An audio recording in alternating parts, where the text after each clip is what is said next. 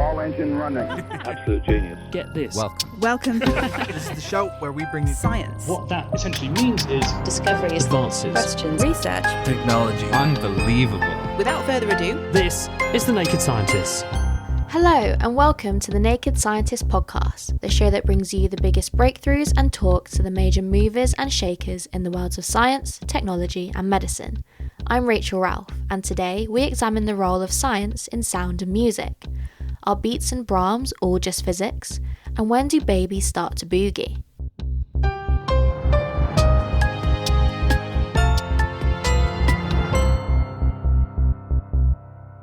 Music is one of the most universal parts of life. It makes us happy and it makes us weep.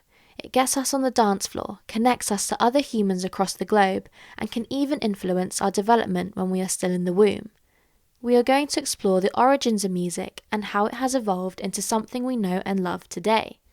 But to begin, we are going to find out how sounds are made and the role that science plays in its production. I went to Trinity College, Cambridge to meet a man with a variety of instruments to find out. Hi, I'm Hugh Hunt. I'm a professor of engineering at the University of Cambridge. So, the first question, what is sound? Well, sound is quite interesting because air is not a solid, it's a fluid, and that means that waves can move through the air just like waves can move on the surface of a pond. Well, we can see those waves, but we can't see the waves in air. You can imagine that the waves that propagate through the air, they're called compressive waves because air gets compressed and then it decompresses. And it's kind of like, imagine you've got a line of people and you thump the person in front of you and then they thump the next person and then they thump the next person. That's kind of like a wave that propagates through the line of people. But then the speed that happens, if you thump people really quickly and the wave of thumps going through the line of people happens more quickly, then that's a higher frequency, that's a higher pitch. So how does frequency affect the sounds we hear? So frequency is the number of vibrations in a second. So middle C on a piano is 256, roughly, cycles per second. Now I can play that, I've got my laptop here, and I can play that middle C, which is this one here.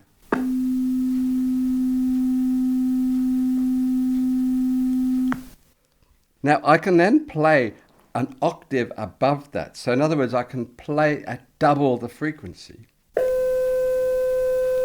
You might say it's the same note, but it's double the frequency. I can double the frequency again, and I'll still get that note. But then I can pick up frequencies in between. So for instance, this is not double, but it's 3 times. And you think, 3 times the frequency. And then I can do 5 times the frequency. So as you change the frequencies, you get different notes. What is frequency? It's just how fast the sound waves in the air are changing. I know as we get older, the range of frequencies that we can hear decreases. So what's the science behind that? Well, so my hearing is definitely getting worse. And I can't really hear very much above about 2 kilohertz. But you almost certainly can. And we can do a little test here. Oh no, I'm wearing So headphones. let me try. This is 3 octaves above middle C. Okay, now you can hear that, right? Now I'm going to go 4 octaves above middle C. Yeah. I can't hear that. Okay. Now let's go one more. I don't know whether your microphone will pick this up. Let's go one more. Can you hear that? I can hear that. There's no way I can hear that. But that is a frequency of 8,000 hertz, 8 kilohertz. You probably can't hear much higher than that. A typical high quality audio recording will stop at about 20 kilohertz. So we reckon that humans aren't interested in sounds above about maybe 10, 15 kilohertz. So, talking about audio recordings, let's move on to instruments and how different types of instruments produce sound. So, how would a string instrument produce sound compared to a woodwind instrument, for example? You can either produce sound directly. So, for instance, if I move the air directly, so I can whistle, and that is air coming out of my lips, and it's vibrating, and it produces sound directly. Or you can take a stringed instrument. Now, you've got a guitar there. I fancy that. You happen to have brought a guitar. So you can play on the string, any string. Okay. And a different note. Okay, so that's 2 octaves above. But now, the reason that we can hear it, the string is very thin and it doesn't move the air very well. But the guitar body, if I knock on the guitar body, it's very reverberant. So when you play a note on the guitar, the string pushes on the bridge, which is attached to the body of the guitar. And it's not the string that's vibrating, it's the body of the guitar which is vibrating. And then it's the body of the guitar that moves the air. The same is true with a violin or a cello or a piano. But for wind instruments, say for instance the clarinet or the oboe, it's got a reed, and the reed vibrates backwards and forwards. And then if you just had the reed by itself, it would be a bit squeaky. But then if you then take a tube which picks out the frequencies nicely, you can get really lovely pure tones. So clarinets and oboes do that. Now if you take an instrument like a trumpet or a French horn, I happen to have a horn here. Now if I take the mouthpiece off the French horn, this mouthpiece is only a few centimeters long, and if I start to blow into it, not a very nice sound. But if I put that onto the horn, and the horn has now got a long length of tubing, and the tubing has its own harmonics.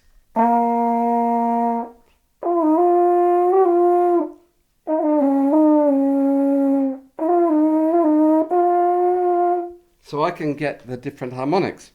And depending on the shape of the instrument, you can get different types of harmonics. So a trombone will sound a bit different from a trumpet, which will sound different from a tuba, and they're all just very subtly different. Speaking about the clarinet, so my best friend at school, she played the clarinet and she would play it really well. But then when one of us would try to play it, we would just squeak so much. Well, I think learning to play an instrument is a real skill because a lot of instruments just don't work unless you know how to do it properly. The clarinet's a pretty difficult instrument to play, so you can't just pick up a clarinet and hope that you can play it. For most people, trying to get your lips and your teeth and your everything in the right place, I don't blame you that you found it difficult. And now we know how sound is produced by different instruments. How does that sound travel from the instrument or a singer, for example, to the listener's ear? You've probably been out in a field in wide open space and you shout out and you feel as if your voice isn't very loud and maybe somebody on the other side of the field can't hear you at all. And that's because you're not getting any reflections off any walls or anything. The opposite is possibly true. You might have been in a small bathroom with your friends or something, and it's incredibly noisy because the sound reflects off all these hard surfaces. So what sound sounds like depends a lot on the nature of the room that you're in. So a room that's got lots of carpets and soft furnishings will sound very different from, say, a municipal swimming pool, which has got hard surfaces. There is a thing called the reverberation time as well. So if you go into a big cathedral or something, and you might hear that when somebody stops playing the organ or when whatever sound it is stops, the sound echoes. There's a reverberation that might go on for quite a few seconds. Well, really big buildings have a long reverberation time. But your average living room with carpets and curtains and things has virtually no reverberation at all, which is just as well. Otherwise, you wouldn't be able to carry on a normal conversation in that kind of room. Maybe Hugh and I could start a band. Or perhaps not. So now we know how sounds are made, we are going to explore how our ancestors used them to communicate and turn experimentation into music and instruments. Who better to help guide us than Ian Cross, an Emeritus Professor of Music and Science at the University of Cambridge? It's terribly easy just to think of music as it is in the present day, when it's something that is actually pretty much a commodity, produced by a select few and consumed by the many. But actually, in most world cultures, music is something that is done, and it's done in concert with other people. The most prevalent form of music worldwide is probably singing together. And if we think of music then in terms of what's been called participatory music making, then it's probably as old as human origins at all. Probably the first thing that humans did was communicate with each other. So could we say that sound came before language, or is this something that came hand in hand? Fish are sensitive to sound. So, yeah, sound came before language. But language, it's not just sound, is it? Even as I speak at the moment, I'm gesturing with my hand. Why am I gesturing? You can't record that. But I'm gesturing because it's what we do. Speech communication is multimodal. It's not just sonic, it's also gestural. And how has the use of sound and music and language as a form of communication evolved? Our hearing sensitivities in the modern form were probably set about 450,000 years ago, or perhaps longer. Neanderthals certainly had a hearing apparatus very similar to our own, which is maximally sensitive at frequency regions between about 2,500 to 3,500 hertz, which is roughly the loudest area in the spectrum of speech. So there's probably been a co-adaptation of capacity to produce sounds and to perceive sounds that is focalized around speech, around social signals. Which makes sense, because humans are a preternaturally social species. Take one human and they're pretty useless. Take a bunch of humans and they can generally work out something that probably is the marker of human beings, that we are a social species. So it makes sense that one of the key early elements in our repertoire of behaviours are behaviours that are oriented towards enabling us to interact socially, whether we call that speech or music. So in terms of music, when can we trace the origin of instruments back to? The earliest instruments we know of are bone and, interestingly, mammoth tusk ivory pipes, dating back about 40, maybe 42,000 years ago, found in, I think it's Vogelherd in Germany. Mammoth tusk ivory is interesting because to make a mammoth tusk ivory pipe, you have to kill a mammoth.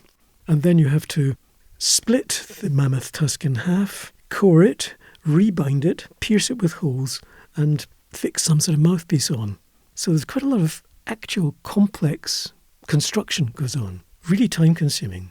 Now, 42,000 years ago is about as soon as humans get to Germany. So more or less the first trace they leave is music, which means it was probably considered to be quite important and worth investing a lot of energy and a lot of time in.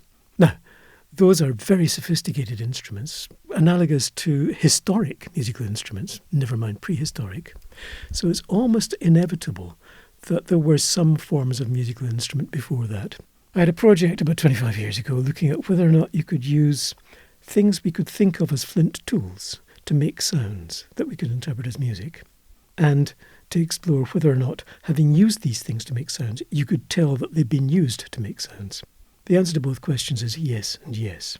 You can use flint tools to make quite interesting sounds, and having used them to make sounds, you have diagnostic patterns of use wear on the surface that are spatially differentiated according to the vibrational characteristics of the object. Effectively, we were using Aurignacian type flint blades, the type of flint blades that would have been found in northern Europe 40,000 years ago, which are long, thin, and not wide. They behave like chime bars, which means that they flex around certain points of null movement, nodes of vibration. Now, if you hold them by one of the nodes of vibration and you tap them at that point, they won't make a sound. If you tap them at an antinode, one of the points on which the stone will move most, then you do get a nice sound. you also get a mark. So if you look at the surface of a flint of that type, a blade, and there are marks at antinodal points, then it's probably been used to make sounds. Fascinating. So you said these flint blades originated from around Northern Europe, but how has music evolved differently in different cultures around the world? As different as languages, as different as cultures. The way I think of music now is as a medium for affiliative social interaction. That's pretty broad. So any way that you can deploy sounds, gestures, and almost always dance. Most world cultures really don't distinguish between music and dance. If you can figure out a way of deploying movement, sound, to make people feel good about being together, it'll work, whatever it sounds and looks like. What impact did recording technology, or the development of recording technology, have on the way music is created and shared? It's had a huge impact, but it's not just the recording technology. It's who then owns what is produced. When does music become a commodity? In Western Europe, that's probably around about the 17th, 18th centuries. And the form in which music becomes a commodity is as printed music, as sheet music. And the people who own that are not the people who wrote it, or not the people who made it. They're the people who've got the engravings, the publishers. So as soon as you've published this composer, it's yours. So effectively you have a situation where music in one form or another, in the 18th century in the form of engravings, sheet music, was becoming a commodity. And control over its ownership and access was being assimilated into a capitalist system. The same thing happens through the 19th century and 20th century. There are ways in which music becomes commodified as sound, in the case of gramophone records, cassette tapes, CDs. And now music isn't even a commodity. It's just a means of monetizing engagement that enables large platforms to scrape data from the users. Ian Cross, Emeritus Professor of Music and Science at the University of Cambridge. We'll be hearing a little more from Ian a bit later on. The Naked Scientists podcast is produced in association with Spitfire, cost-effective voice, internet and IP engineering services for UK businesses. Find out how Spitfire can empower your company at spitfire.co.uk. Music in the programme is sponsored by Epidemic Sound, perfect music for audio and video productions. This is the Naked Scientist podcast with me, Rachel Ralph. Today, the science of music. In a moment, as Ian was just alluding to, we'll be unpacking how both AI and the latest technology are ripping up the song sheet. But first, we are going to explore when humans first perceive music. Research suggests that this happens at the end of the second trimester of pregnancy, when the fetus develops the ability to hear. Interestingly, studies have also shown that music can play a part in brain development before birth. For example, a study from the University of Helsinki in 2013 showed that newborn babies could remember a version of Twinkle Twinkle Little Star when played to them in the womb, and responded differently when alternative versions of the song were played. Other studies have shown that babies are born with a natural ability to detect musical beats, where we often see videos online of toddlers waving their arms and bouncing to music. However, Chin Nguyen, a researcher at the University of Heidelberg, was interested in finding out when babies develop this ability to respond to music with movement and how this develops in the first year of life. She's been speaking with Chris Smith. So when we set out to do this study, we were quite inspired by lots of videos and our own experience of babies dancing. But the question that nobody has answered thus far is, when does this start? So how does it emerge? And when we then look at the literature, we can see two types of studies. One type of study is looking at how babies perceive music. So what parts of the music can the baby already process in their brain? And then the other studies, which are very few, look at how babies move to music. So they were playing Mozart to the babies, they were playing Backstreet Boys to the babies and trying to see, okay, can they dance already? And they didn't find anything. So we wanted to take these two types of studies together and then look into, okay, how does the baby perceive the music in the brain and then translate that into movement and potentially dance? They say you should never try to work with children or animals You've made life very difficult for yourself. Presumably that's exactly what you've had to do then, to actually present sound musical stimuli to babies and measure those things. Yes, the babies were upset because we put them in a chair and we put a cap on them to measure their brain activity. Once we played the music, that's when they calmed down and were actually happy, at least for 5 minutes, to listen to the music. And how do you know when you play music that that's music to the baby and it's not just the fact that there's a stimulus, sound, that is making them respond? So this is what we exactly manipulated. So we first played them normal music, meaning children's songs, Spanish and Hungarian play songs, so that the infants would be equally unfamiliar with those songs. And then what we did with those songs is that we shuffled them. So they were a bit jittered, meaning that the tempo or the timing of the song was a bit all over the place. And then what we did as well is that we shuffled the melody. So it had the same tones, but just in a different order, meaning that we actually played random sounds at them, trying to see if those two conditions then differed in terms of how the babies responded in their brain and in their movements. What about pitch, though? Because one of the other things that babies allegedly do is respond differently to higher and lower frequency sounds. Perhaps that's something to do with maternal voices being higher pitched or whatever, but a lot of the nursery rhymes and things that you play to babies, they often tend to be dominated by high frequencies. So did you explore that? Exactly. So we explored the pitch aspect as well. And as you just said, Motherese is characterized by high pitch. So we're kind of thinking, okay, if it's infant-directed music or children's music, it will probably be the high pitch as well. But what's really interesting is that what we know from adult research is that it's actually the low pitch that is driving dance or movement in general. There was this really interesting study by a Canadian group where they had a DJ in the lab and he manipulated the low frequency of the music and found out that then the people would dance more if he played more of that lower pitch music. So we're trying to kind of contrast these two in our study as well by playing the same songs, but either an octave higher, so in a higher pitch, or an octave lower, meaning in a lower pitch. And what did this all show? So if you could sort of take us through age by age and stimulus by stimulus, what you saw and how the babies responded. So the infant age groups were 3 months, 6 months, and 12 months, because we really wanted to see that potential trajectory over the first year of life.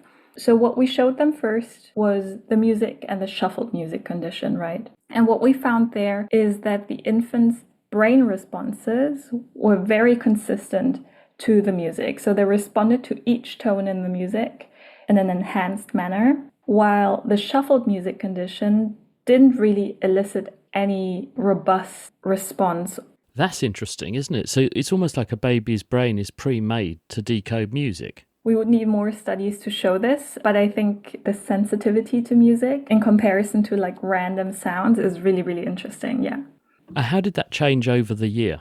What we can see is that the brain response in itself seems to mature, meaning that it becomes stronger and it becomes faster. And in terms of the frequency effects, what we find is that there is a high-pitch sensitivity in the baby's brain, but only at 6 months of life. And then it kind of dilutes. And what happens with the movements? What we find is that the babies, they show some sorts of movement that is informed by the music. So there's some rough coupling. Yeah, we call it that way because what we did in terms of analysis is use the music to predict the movement. And there we see some correlation. But then in terms of robust responses in the movements, that's something we only see in the 12-month-old infants.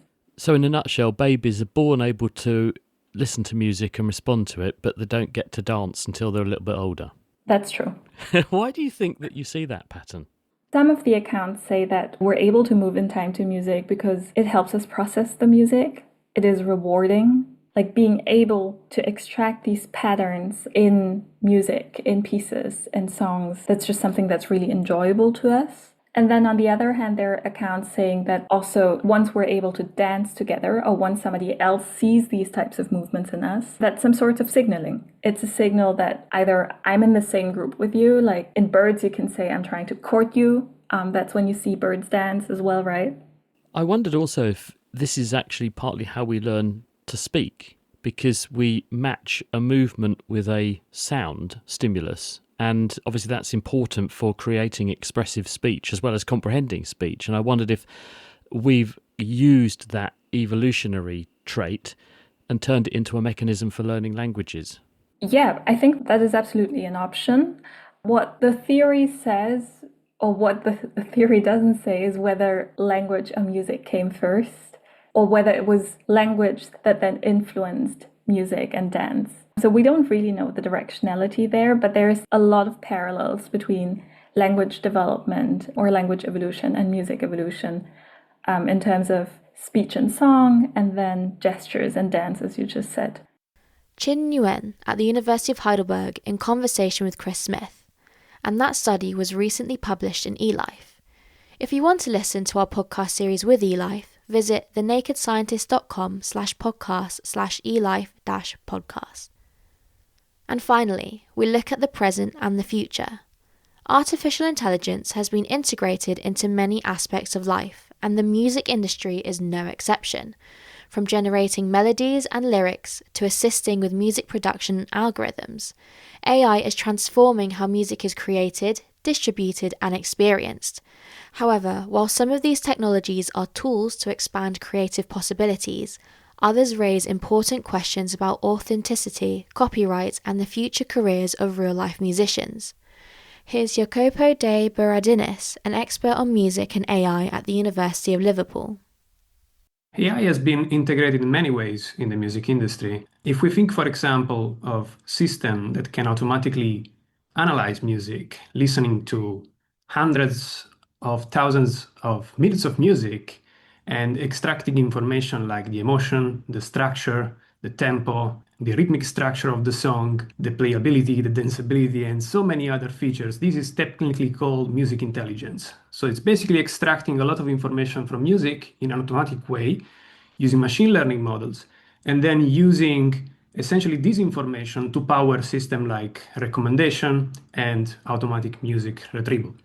And this typically supports other applications in the industry. For example, you can separate music into different sources. You can separate the guitar from the mix. You can annotate a song with chords and other annotations. You can even extract segments from the songs. You can mix different loops together. You can find the missing loops. There are so many applications. So, touching on the music recommendations and discovery, let's talk about how AI is impacting music streaming and the listener's experience, for example. So, I know Spotify has its own AI DJ, DJX, which is quite funny to listen to. But yeah, how has AI been impacting this experience for the listener? So this is typically an example of music personalization, and is also very much linked to what I mentioned before. So as part of the music intelligence platform of a music streaming company, you have essentially a huge database of songs and audio that, first of all, you want to annotate, you want to describe. So that's why you want to extract this information like the emotion, the playability, the danceability, the rhythmic complexity, and so many other features, so that you have essentially features and information that can be used for personalization. So on the other hand, while you're listening to your favorite song on Spotify or any other streaming platform, the system is basically watching you. So depending on, for example, how often you skip a song, what is your favorite album, what are the songs that you play the most. So they're basically trying to build a profile of your own music likings so that they can recommend songs that match your profile, essentially. And that's how all those features manually, computationally extracted before are going to be used. So basically matching a song which hasn't been found by a user automatically without even knowing the metadata. So essentially the title, an artist, and so on. And this is extremely powerful because this allows user to discover new genre, new artists, even emerging artists. So this is actually a problem in music streaming and music recommendation. So some artists which are very popular may take the precedence over other minor artists. But through this good use of AI, you can basically discover missing information and missing music to recommend to user, regardless of their provenance. So do you think those smaller artists, is there evidence to show that this is working for them and they are getting more listeners with this AI software recommending their music? Yes, I believe this is a good use of AI. And this is something which is basically allowing system to annotate and listen to many songs and extracting information that can be used for personalization. So it doesn't matter if it's from Coldplay or from a local artist in Liverpool, the system will still be recommending that song to other users. So in theory, the technology is strong enough to power this kind of applications. So what about music creation itself, talking about artists? We hear that there's a lot of AI generated music now. So what do we mean when we say that, and how common is it becoming? So if we start on the good side, for example, we can think of a new system that can personalize not just the listening experience, but also the creation of new songs. Like today, for example, everyone can be a photographer, a professional photographer, and can take amazing pictures because there is an AI which is enhancing essentially the configuration of your camera, your setups, and you can take beautiful pictures even without knowing anything about photography. So this day you can do the same with music, and you can create maybe a symphony or even a complex piece of music without knowing anything about music composition. So in a way, AI is democratizing access to music creation to basically any user without the necessity of having like a very strong skill set in this particular case. But at the same time, we should ask the question, is this what we want? Is music a service? Is music a product? And how do we move forward from this? Yeah, I can imagine there must be a lot of ethical concerns associated with using AI in music generation. For example, like who should you credit for the music, and copyright challenges as well. So what are some of these other ethical concerns? So this is a very, very challenging domain at the moment, because the success of this model pretty much depends on the quality of the data that is used to train them. So these models will be basically nothing without all the thousands of hours of good music that they've listened to. There are copyright issues, there are ethical issues, especially related to how can we also recognize the contribution made by human artists. Is there a way that can allow us to give credit to the artist and also redistribute the revenues made from generated AI music? That is definitely not something that a single expert can solve. It requires a multidisciplinary approach. Jacopo de Berardinis at the University of Liverpool. So that's it for today. We'll have the latest science news stories from the week on Friday, including a sharp rise in children's mental health referrals. We'll also have our usual updates on LinkedIn, X and Instagram, and if you would like to support what we make, you can do so at thenakedscientist.com/donate. It wouldn't be a show about science and music without a bit more music. So here is Ian Cross, who we heard from earlier, to play us out. I'm Rachel Ralph, and from everyone here on the team, thanks for listening, and until next time, goodbye.